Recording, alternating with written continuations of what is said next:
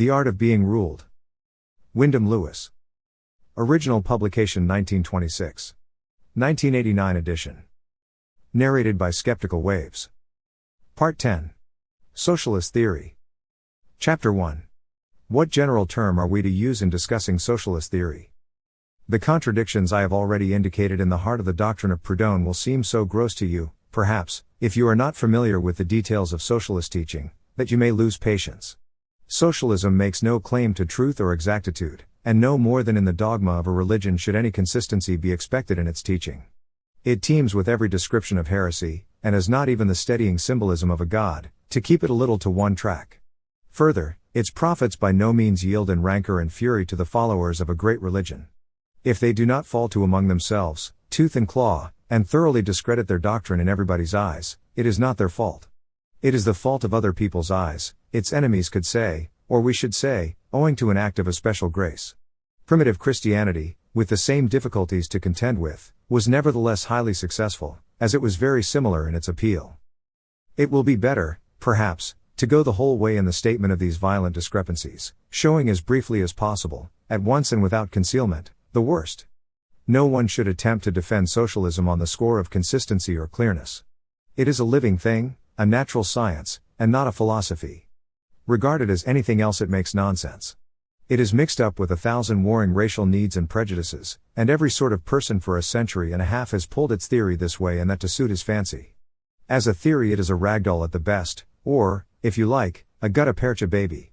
You cannot extract from the reading of the great revolutionary theorists any unanimity or agreement. They only have one thing in common, the religious fervor animating most of them. Their hearts agree, but all their minds agree to differ. And they have gradually come, in consequence, to regard their minds, and still more other people's minds, with dislike. But what first are we to call the subject of our discussion? Is socialist the best generic term, or should we choose some other? Proudhon disliked above all men what he called socialists. To begin with, he called himself an anarchist to distinguish himself from the hated socialist.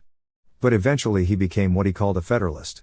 His own original label, anarchist, nevertheless, he would hurl abusively at the head of the capitalist exploiter. He had no more devastating word in his armory, none so weighted with disgust, indignation, and hatred, as anarchist, when applied to a trust magnate. Yet he took this word confidingly to his heart when he was looking for a name for his own creed. Collectivist, again, is a term of violent abuse, if used by a syndicalist.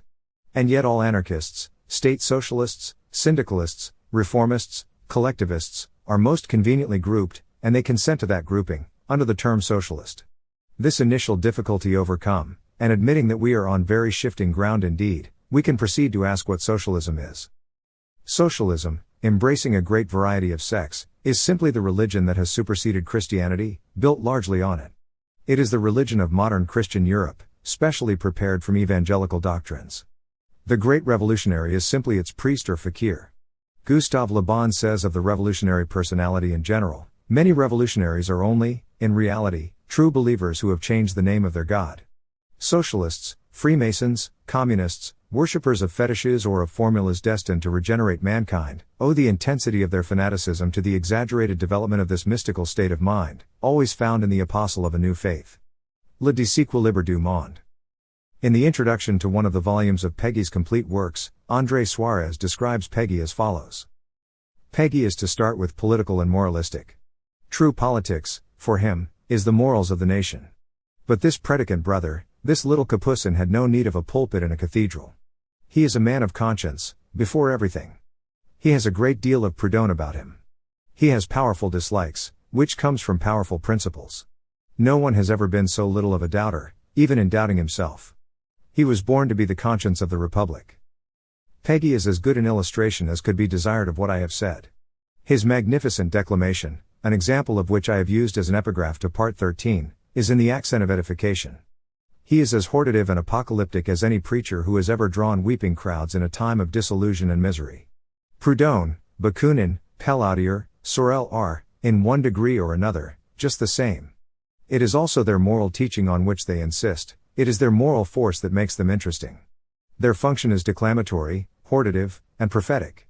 And what great prophets some of them have been, and what magnificent lightnings of truth, as well, have been struck accidentally from them, is hardly realized yet by people who go to them for things not to be found in the nature of things in such activities. They are all, without exception, and very strictly, whatever may be said about them, utopian and otherworldly. When Marx accuses Proudhon of being utopian, he is of course utopian himself, though not so much.